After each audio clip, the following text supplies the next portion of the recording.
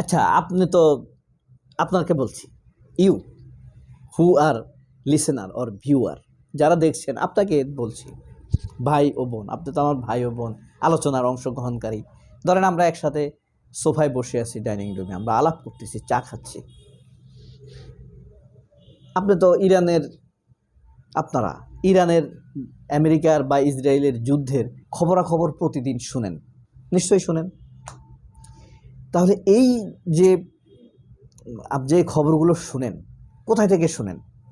নিশ্চয়ই সবচাইতে বেশি শুনেন বাংলাদেশের ইউটিউবের কন্টেন্টগুলো থেকে, অথবা ধরেন প্রথম আলোর ইউটিউব চ্যানেল, কালের কণ্ঠের ইউটিউব চ্যানেল, ডিবিসির ইউটিউব চ্যানেল, ৭১ টিভির ইউটিউব চ্যানেল। এগুলো শুনেই তো আমরা বুঝতে পারি ইরান আমেরিকাকে তছনছ করে দিচ্ছে, ইসরায়েলকে ধ্বংস করে ফেলেছে, আমেরিকা হেরে যাচ্ছে, এরকম না নিউজগুলা, আমেরিকার অবস্থা খুব খারাপ, এরকমই তো। এই ধরনের তথ্যগুলো ইমোশনাল জাস্ট। আবার তারা যে ইসলামিক তা না। ৭১ টিভি, সময় টিভি, এরা তো ইসলাম বিদ্বেষী। বাংলাদেশের প্রেক্ষিতে ইসলামিক নিউজগুলো নিয়ে তাদের দৃষ্টিভঙ্গি দেখলেই বোঝা যায়। কিন্তু ইরানের কন্টেন্টগুলো দেখলে মনে হবে তারা খুব ইসলামকে পছন্দ করে। আসলে তারা ইসলামের আবেগকে কাজে লাগিয়ে ব্যবসা করে। এটাই হলো ধর্ম ব্যবসা। অথচ তারা ধর্ম ব্যবসায়ী বলে বিভিন্ন রাজনৈতিক দলকে, ইমামদেরকে। ধর্ম ব্যবসা করছে তারা। আপনি দেখবেন অতি আবেগী ইরান মনে হয় যে আমেরিকাকে ধ্বংস করে দিছে, এমনভাবে বলে, তাই না? তবে হ্যাঁ, এটা সত্য, আমেরিকা যেভাবে ইরানকে হারিয়ে দিবে ভেবেছিল সেটা কিন্তু পারছে না। এবং একরকম বলতে গেলে আমেরিকা হতাশ। এটার কারণ হলো তারা অতি আশা করেছিল খুব দ্রুত তারা ইরানকে ধ্বংস করে ফেলবে। ধ্বংস বলতে তাদের টার্গেট ইরানের ক্ষমতার পরিবর্তন, রেজিম চেঞ্জ। ইসরায়েল এবং আমেরিকার টার্গেট হলো ইরানের ক্ষমতাটার পরিবর্তন করবে। ধরেন কীরকম, সেখানে মুহুর্মুহু আক্রমণ করবে, তারপরে পদাতিক বাহিনী নিয়ে আমেরিকা, ইসরায়েল ইরানের ভিতরে ঢুকে যাবে, কোনো একটা প্রদেশ অথবা একটা জেলা, একটা অঞ্চল তারা দখলে নেবে, প্রবাস থেকে একটা সরকার গঠন করবে, সেটাকে সমর্থন দিয়ে ইরানে পাঠাবে, ওই দখল করা অংশ থেকে ওই সরকার পরিচালনা করবে।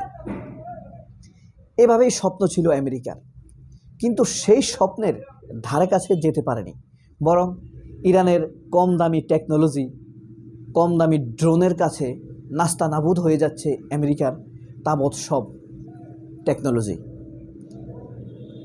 বিলিয়ন বিলিয়ন ডলার খরচ করা যুদ্ধে ইরান কিন্তু খুব মাথা উঁচু করে লড়াই করছে। এই যে এটা একটা আদর্শিক বিজয়, দেশপ্রেম, এই জিনিসটা কিন্তু বাংলাদেশের এই কন্টেন্ট ক্রিয়েটররা, ইউটিউবাররা, চ্যানেলাই এরা বলছে না। এটা যে ইসলামের একটা হিম্মত, ইসলামের একটা রুজ্জুকে ধরে রাখার ফল, সেটা তারা বলছে না। তারা ওই যে মনে মনে মন কলা খাচ্ছে আমেরিকা হেরে যাচ্ছে। আমেরিকা হারুক বা জিতুক ভাই, ইরান কিন্তু হারবে না, কারণ ইরানের মনোবল অটুট। আমরা আমাদের দেশে যদি সাহসী মানুষ খুঁজি, খুব হাতে গোনা পাই। সাদেক কায়েমকে পাই, হাসনাত আবদুল্লাহকে পাই, আসিফ মাহমুদ, নাহিদ ইসলাম, হাতে গোনা, আপনি 100-5 লোক পাবেন না। 20 কোটি মানুষের দেশ। আর ইরানে কিন্তু পাড়ায় পাড়ায় এরকম সৎ এবং সাহসী লোক ভরপুর। আচ্ছা, আমাদের দেশে যেমন মজলুম তারেক রহমান 17 বছর বিদেশি ছিল, দেশে এসেই তিনি জালিমদের আশ্রয়দাতা, নিজে জালিমদের আশ্রয়দাতা হতে গিয়ে নিজেকেও অনেকটা জালিমের পর্যায়ে নিয়ে গেছেন তিনি।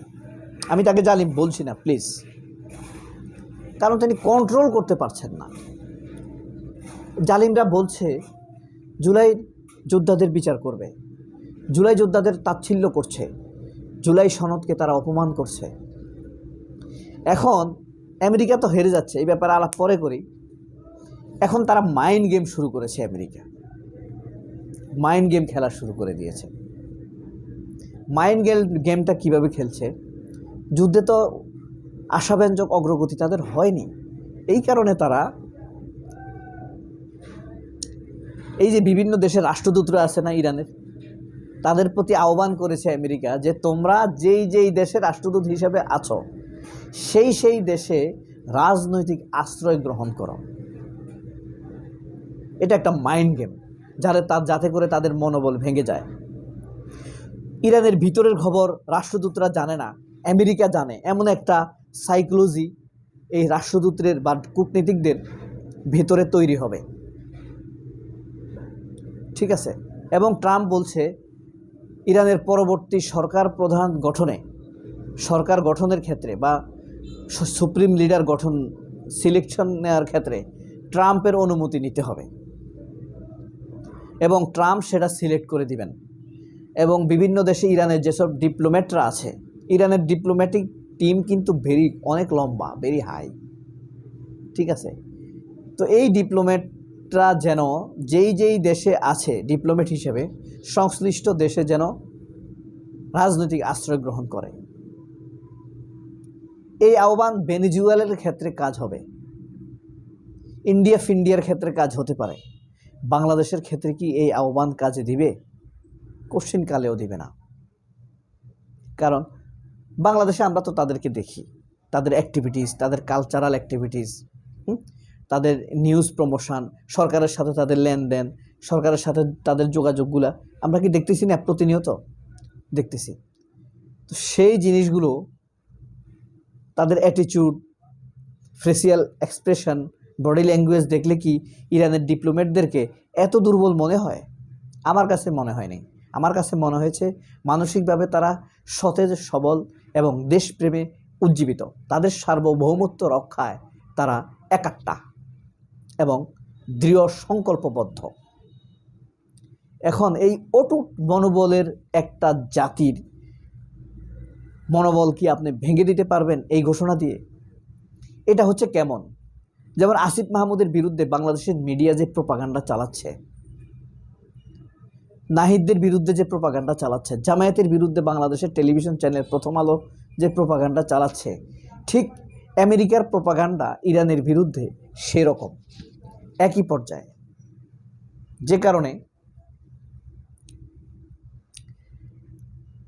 যুদ্ধে যে তাদের অবস্থা একটু ভালো না, আশাব্যঞ্জক না, যতটুকু চেয়েছে তার চেয়ে একটু খারাপ, সেই জিনিসটি আড়াল করার জন্য ডোনাল্ড ট্রাম্প বা আমেরিকা বা ইসরায়েল একটি মাইন্ড গেম খেলে ইরানকে মনোবল ভাঙার চেষ্টা করা, আর পৃথিবীতে আমেরিকা এই দুর্বলতাটুকু যুদ্ধের ক্ষেত্রে, ইরান যুদ্ধের ক্ষেত্রে আড়াল করার চেষ্টা করা। সবাই অনেক ভালো থাকবেন। আল্লাহ হাফেজ। আসসালামু আলাইকুম।